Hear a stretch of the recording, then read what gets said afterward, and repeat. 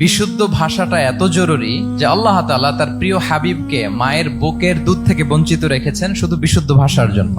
একজন মানুষ সর্বপ্রথম কোন জিনিসের প্রেমে পড়ে জানেন? কথার প্রেমে পড়ে। কথার ধরন, কণ্ঠস্বর, তার অ্যাটিটিউড, তার শব্দের জাদু, এটা মানুষের হৃদয়কে জয় করে ফেলে। তো রাসূল সাল্লাল্লাহু আলাইহি ইসলামের এই এলোকোয়েন্স ছিল। তিনি বলতেন আল্লাহ তাআলা আমাকে সর্বমর্ম বাচন ভঙ্গির অধিকারী করেছেন। মানে উনি যেটা বলতেন এটা ছিল very precise in wording but comprehensive in meaning. এটার যে দোতনা, এটার যে appeal to the heart of the people, to the heart of the listener, এটা অসাধারণ। মানুষের হৃদয়কে জয় করে ফেলতো। আল্লাহু আকবার। তিনি এমন ভাবে কথা বলতেন, কথার মাঝখানে মাঝখানে পজ দিতেন, মানে একটু থামতেন যাতে করে শ্রোতারা বুঝতে পারে। এত চমৎকার করে ওনার প্রেজেন্টেশন ছিল, বক্তব্য মালাগুলো ছিল, ফলে যারা শুনতেছে ইজিলি মুখস্থ করে ফেলতে পারত। রাসূল সাল্লাল্লাহু আলাইহি ইসলামের সবচাইতে বড় ভাষণটি ছিল বিদায় হজের ভাষণ, খুব সম্ভবত। ওই ভাষণের টেক্সট গুলোকে যদি একসাথে করা হয়, আমার মনে হয় 10 মিনিটের বেশি লাগবে না ওই টেক্সট গুলো পড়তে। তার মানে সবচাইতে বড় যে ভাষণ ওনার, ওটা কত ছিল? 10 থেকে 12 মিনিটের ভাষণ ছিল। আমরা তো ঘন্টার পর ঘন্টা বক্তব্য করি, তারপরেও তো আমরা মানুষের মনকে খুশি করতে পারি না। উনি সেই যে 1400 বছর আগে